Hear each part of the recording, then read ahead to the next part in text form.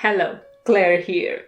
I decided to throw a Halloween party and invite all of the Disney princesses. I was done with only 3 outfits for them when I heard my doorbell ring. Guests already? But I'm not prepared. What should I do? Except for marvel at how good those 3 costumes are. BrickoMotion. The first one to arrive was Cinderella. Because she's so good at sewing, we decided she should have a stitched up costume, both in regards to the clothes and to the body parts. So a monstery, zombie, vampire thing she is. Not much of her original features is left because this costume does require full body makeup. I'm especially proud of this costume because all of the tiny little details are painted on.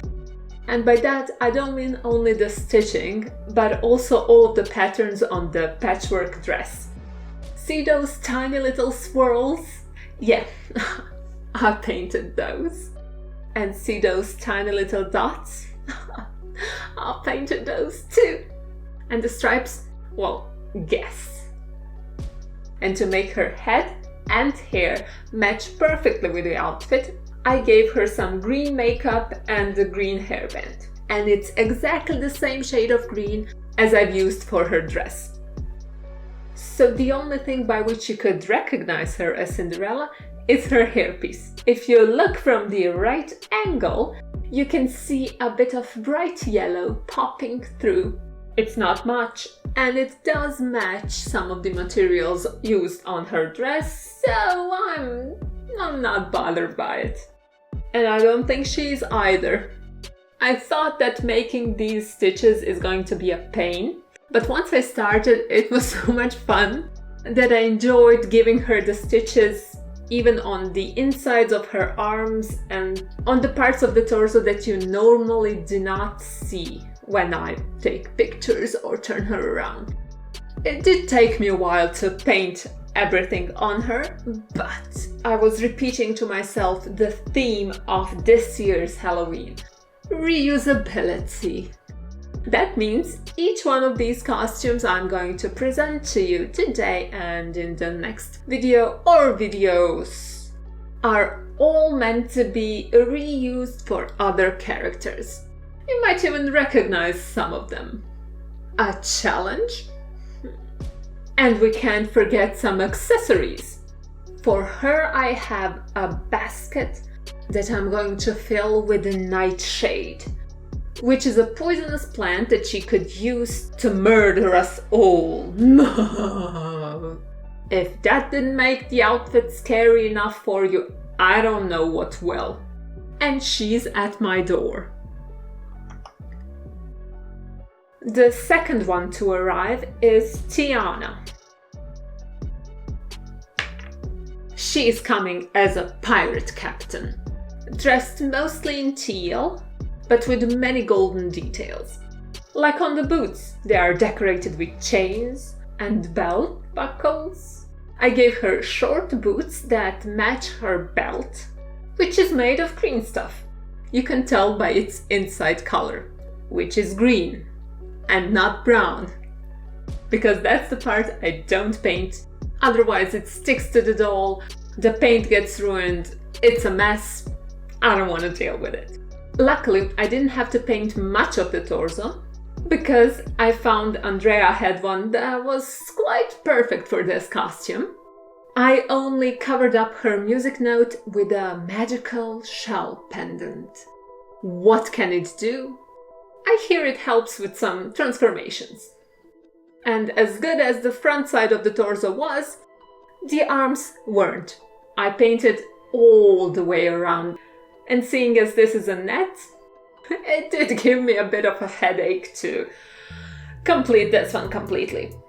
She got some makeup too, only on her eyes. I mean, her face should fit the outfit. And now let me tell you about her hair. Yes, all of these tiny dots, stripes, They're all hand painted and they're all made of 2 layers. Whew, I'm glad that part of painting is done. Now the thing I gave her on the top of her head is just so her pirate hat doesn't fall off as easily. And what a pirate hat it is! Well, it's a regular black Lego pirate hat, which I decorated a bit. On the back side with nothing, I didn't bother. On her right side, I just gave her some seaweed algae things. And on her left side, I glued on some sea thingies and drew on some seaweed, so that her sea costume can be complete.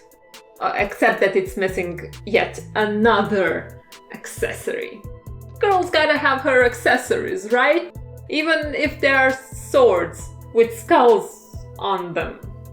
This was just a dark, piratey looking sword. I don't know a thing about swords, so... And then I painted the skull part very light grey. You could almost say it's the color of bone.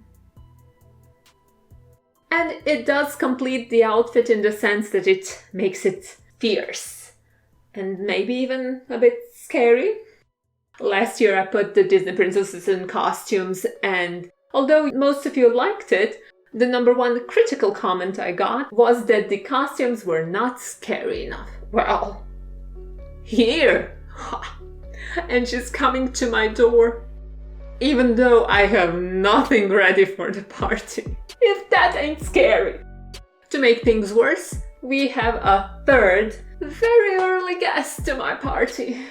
Rapunzel. She decided to go as the queen of creatures. They could turn into anybody. To make this costume as I envisioned it, I took Noctura's outfit, Noctura from Lego Elves, and I ripped her clothes apart. Or well, painted them to look as if they had holes in them. After I had painted the holes, it still felt kinda lacking. So I added the little swirls and dots all over. I was very inspired by the original tattoo that she has on her right arm, and I strived to duplicate the pattern all over.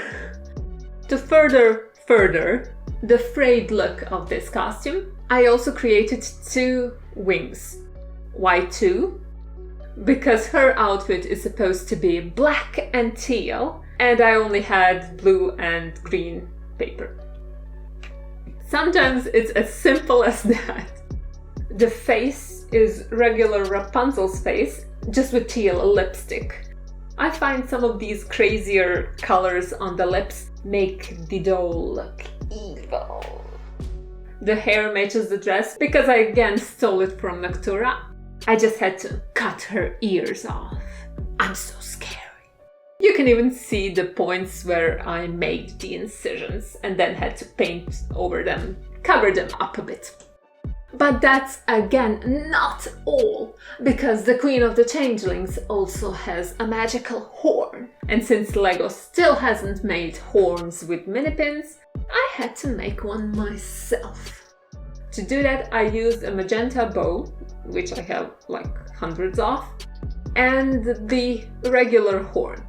Then I cut basically everything off the bow except for the mini pin, cut off a part of the horn, and glued those 2 things together. And then again painted them because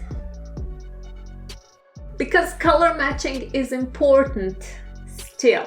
Flutter, flutter, flutter, and don't be shy. So now that they are here, what do I do? What do I do? Well, I could open the door. Door?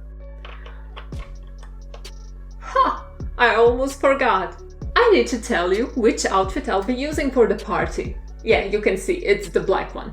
Judging from the comments of my previous video, you liked both of the outfits I presented, but you liked the black one a tiny bit more.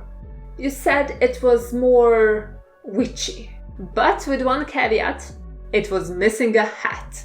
Now again, Lego does not make witches' hats with many pins, so I made myself one. To make it, I used this party hat, a lot of cutting, and some green stuff. You can tell that the witch's hat was made from the party hat basically only if you turn the witch's hat around and see the bottom of it. Unremarkably, I did not bother to paint that. Who looks under witches' hats anyway? What are you trying to find there? A rabbit? Cat? Some of you wanted me to get a pet as well, but I don't do pets. I have 2 kids. That's enough for me.